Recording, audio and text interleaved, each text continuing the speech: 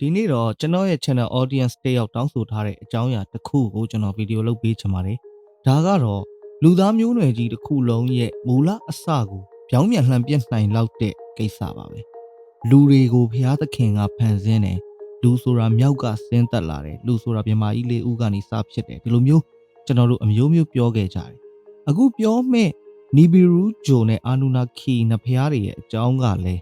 လူတွေဘဲကစပြီးဖြစ်လာတယ်ဆိုတာကိုတခြား theory တစ်ခုအနေနဲ့ပြောကြတဲ့ဇာတ်လမ်းတစ်ပုဒ်ပါပဲနီဘီရူဂျိုနဲ့သူတို့ရဲ့နတ်ဖျားတွေက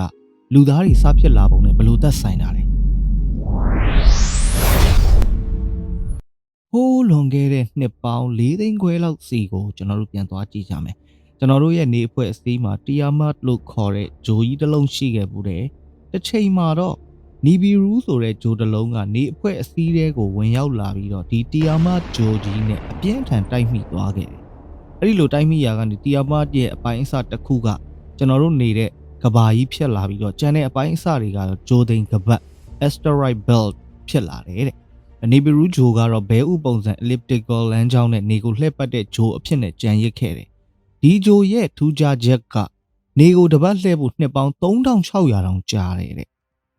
အဲ့ဒီနီဘီရူဂျိုပေါ်မှာအာနူနာခီလို့ခေါ်တဲ့နီးပညာအဆင့်မြင့်တဲ့မျိုးနွယ်စုတွေနေကြတယ်ဂျိုသားတွေပေါ့ဗျာ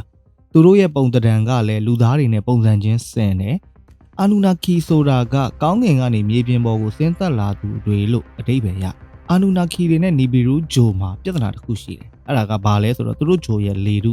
atmosphere ကတဖြည်းဖြည်းယိုယွင်းပျက်စီးလာတာဒါကိုကယ်တင်ဖို့အတွက်သူတို့နီလန်းရှာကြတယ်အာနူနာခီကောင်းဆောင်တွေကလေထုကိုကာကွယ်ပေးနိုင်တဲ့ shield တစ်ခုဖန်တီးဖို့အတွက်ရွှေမှုန့် gold particles တွေလိုတယ်လို့သိသွားကြတယ်။ဒါကြောင့်ပဲလွန်ခဲ့တဲ့နှစ်ပေါင်း4သိန်းခွဲလောက်မှာနီဘီရူဂျိုနဲ့ကဘာမြေနဲ့အနီးကပ်ဆုံးဖြစ်သွားတဲ့အချိန်မှာအာနူနာခီကောင်းဆောင်အန်ခီနဲ့သူ့ရဲ့အဖွဲ့ကရွှေအများဆုံးတူးလို့ရနိုင်တဲ့ရွှေအများဆုံးရှိတဲ့ကဘာပေါ်ကိုရွှေတူးဖို့အတွက်ဆင်းလာခဲ့ကြတယ်။သူတို့ဆင်းသက်ခဲ့တဲ့နေရာကရှေးဟောင်းမက်ဆိုပိုတေးမီးယားဒေသလို့ပြောတယ်နှစ်တီအကြာကြီးခက်ခဲနဲ့ရွှေတူးဖော်ရေးတွေလုပ်ခဲ့ကြပြီးတဲ့နောက်မှာတော့ EGG လို့ခေါ်တဲ့အာနူနာခီအလုပ်သမားတွေကဆက်ပြီးမလုပ်ချင်တော့ဘူးအာနူနာခီခေါင်းဆောင်တွေကိုပုံကန်လာကြတယ်ဒီခေတ်လိုပြောရင်တော့ဆန္ဒပြကြတယ်ပေါ့ဗျာတပိတ်မှောက်ပြီးအလုံးမလုပ်ကြတော့ဘူးဒီလိုမျိုးပေါ့အဲ့ဒီတော့ရွှေတူးဖို့အတွက်အလုပ်သမားတွေလိုလာတယ်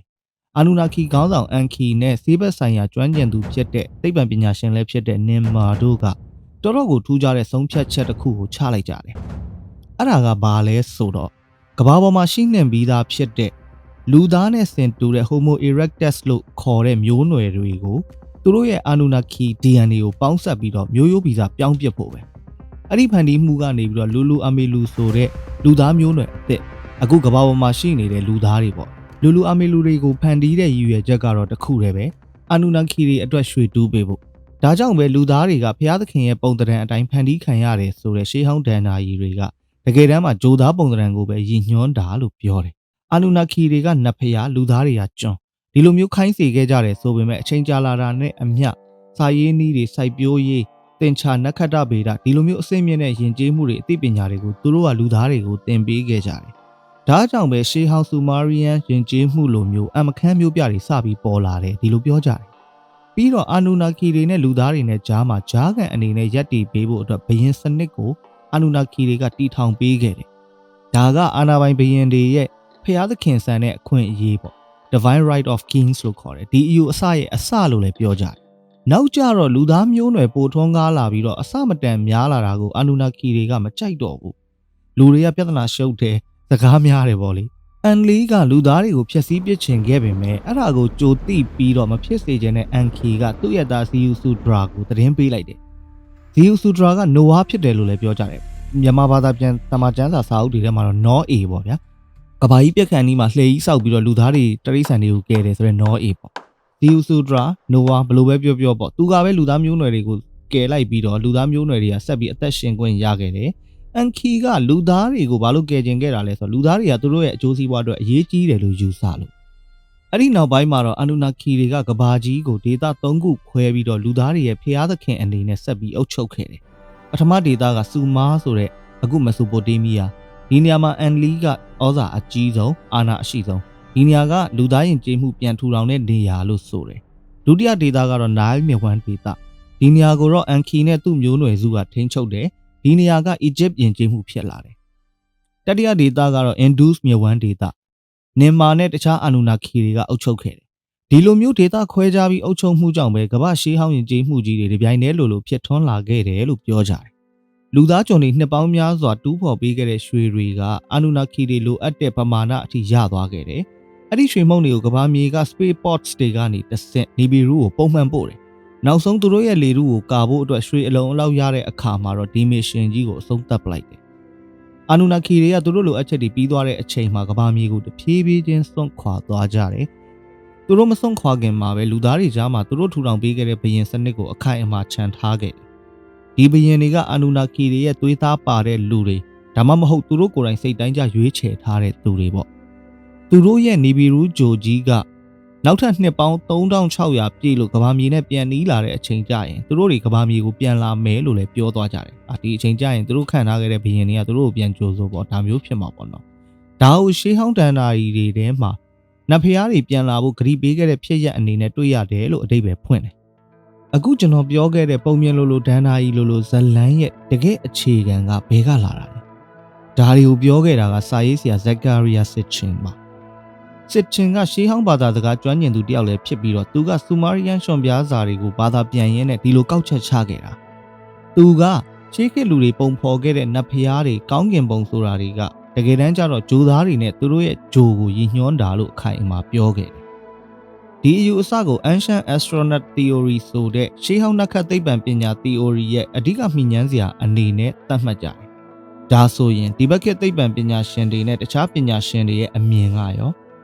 သူတို့ကစစ်ချင်းရဲ့နီဘီရူတို့အာနူနာခီဂျိုတို့ဆိုတဲ့ theory ကိုလက်ခံကြသလားဘယ်လိုတုံ့ပြန်ကြလဲဒါကိုကျွန်တော်တို့ဆက်ပြောကြည့်ရအောင် Okay ပုံမြင်နေဒဏ္ဍာရီတွေကနေပြီးတော့လက်တွေ့ကဘာစီကိုပြန်ရောက်လာပြီနက္ခတ္တဗေဒပညာရှင်တွေနဲ့သမိုင်းပညာရှင်တွေကနီဘီရူအာနူနာခီဇလန်ကိုလုံးဝလက်မခံဘူးပထမဆုံးအချက်ကစစ်ချင်းရဲ့ဘာသာပြန်မှုပေါ့ဘာသာဗေဒပညာရှင်တွေကစစ်ချင်းဘာသာပြန်တာမှားနေတယ်လို့ပြောတယ်